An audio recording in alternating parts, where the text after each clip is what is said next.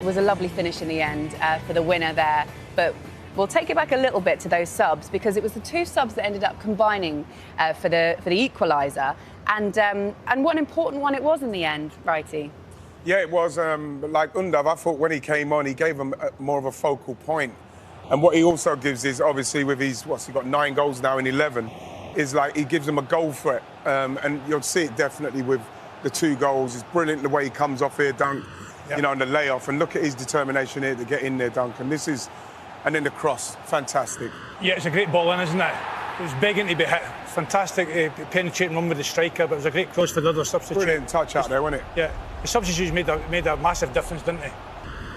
Brilliant goal. Great finish. Fantastic. And that's it. You say credit to the manager really for making those changes and impacting them.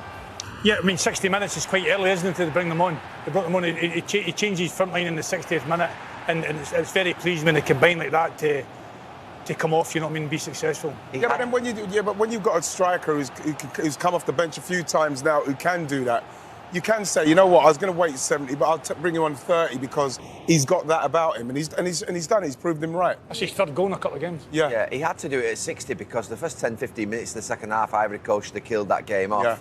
Yeah. But then Germany, just Germany, aren't they? Yeah. Just, They always find a way, Gary. They're just efficient, aren't they? Germany. They're just efficient. They just, to be fair, ruined my life on multiple occasions. Let's show you a chance that Ivory Coast had, and just tell me about how this could have been a little bit different. This is Simon Adjunga.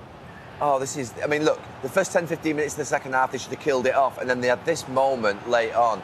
And honestly, we're all up here screaming, thinking, oh, no, what are you doing? I'm going to let you take it over, right? Well, you know, the thing is, Gal, this is all perfect, what's happening now. The pass from Nicolas Pepe, perfect. No! And now, you know, we're watching, No. we'll see it from the other angle. When we see it from this angle, you'll see, because Adingra does everything right. He opens his body up so you think he's coming onto it with the right foot. The ball's rolled perfectly. Look at that. Oh. There's nothing else. This is saying, just take me first time. I mean, how can he not just hit that? You Honestly. know what I mean? He's obviously panicked, isn't he? He's coming into Panic. bodies. It's honestly, that. Bad time. You lose games at this level.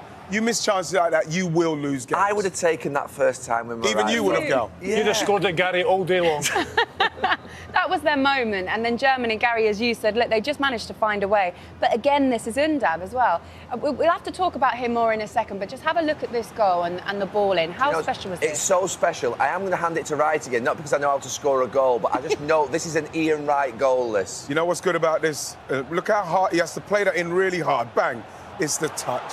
Duncan. Oh, it's fantastic. the touch. So the ball's got to be played in hard because of the defender's so close. But the touch has to be away from him so he can still hit it first time. Look how he wraps that in. Bang.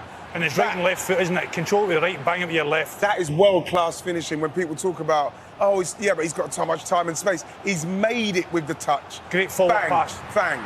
Defender, goalkeeper, no chance. Bang. It's a great forward pass just, for the midfield player as well. It's that's beautiful. It's Picasso, that is. I'd like to see that first angle again because we have to look at it from a sort of defensive perspective. It's a brilliant goal. The pass is special. The touch is great.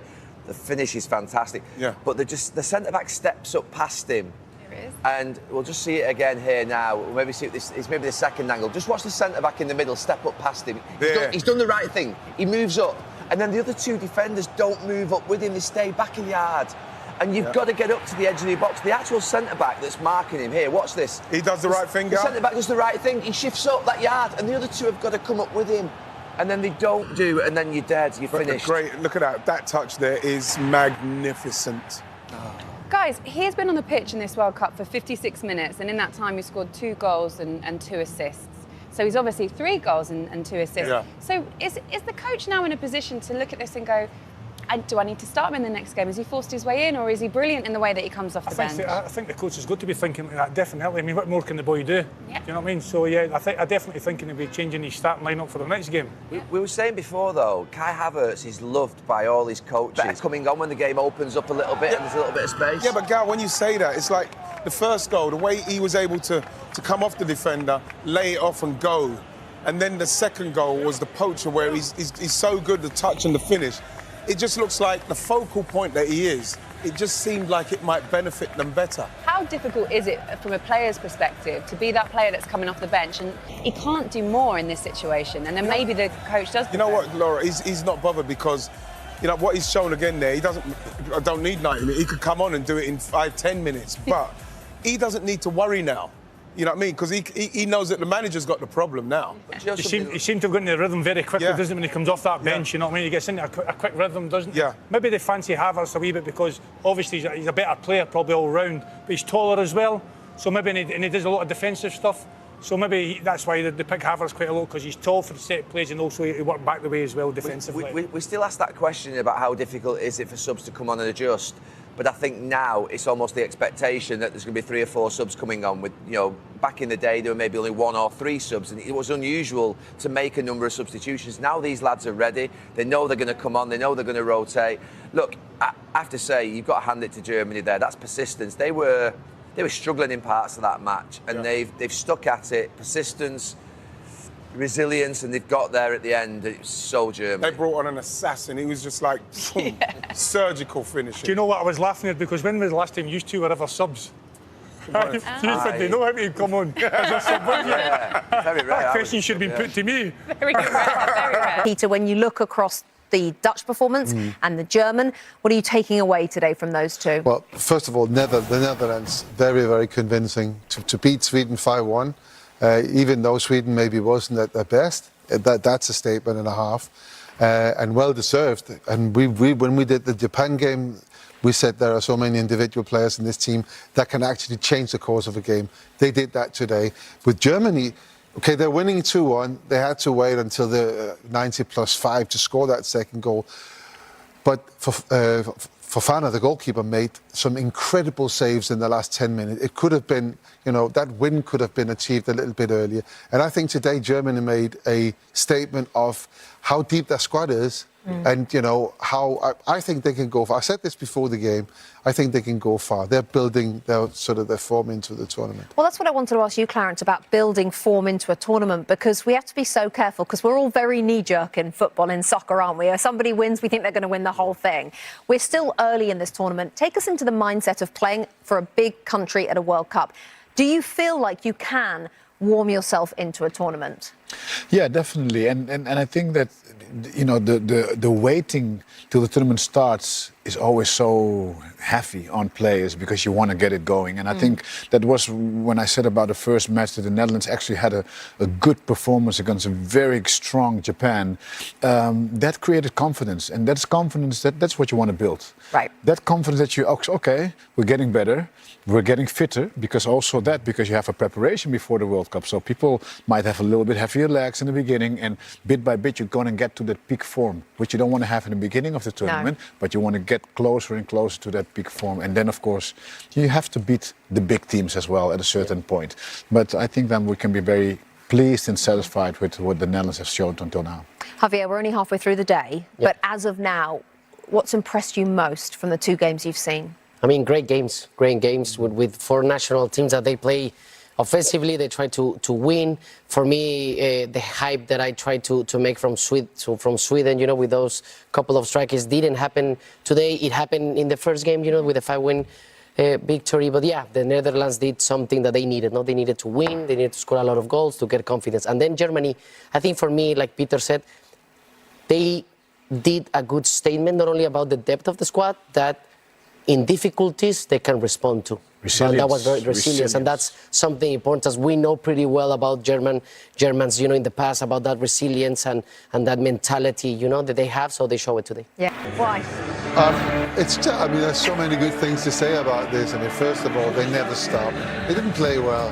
Then the coach, the youngest coach in the tournament, makes some really, really big part at the end. I mean, but a great performance. Have a shot. I mean, at least have a shot. Yeah, Ivory Coast has a good performance. I agree. They fight till the end, but yeah, it's a very good comeback from Germany. Commanded the first half as well. Yeah, totally. Yeah, if you didn't see that moment just before the end where Ivory Coast had that chance where the guys were saying, take it first time, we'll show it to you in the full highlights. For your superior, Schmeichel, Clarence Seedorf, Javier Hernandez, I'm Rebecca Lowe. Let's show you both games today, starting with the match in Toronto. Germany against Ivory Coast. Big test for Julian Nagelsmann against Ivory Coast, or an up-and-coming team. 30 minutes on the clock. First goal, Javier. Yeah, definitely.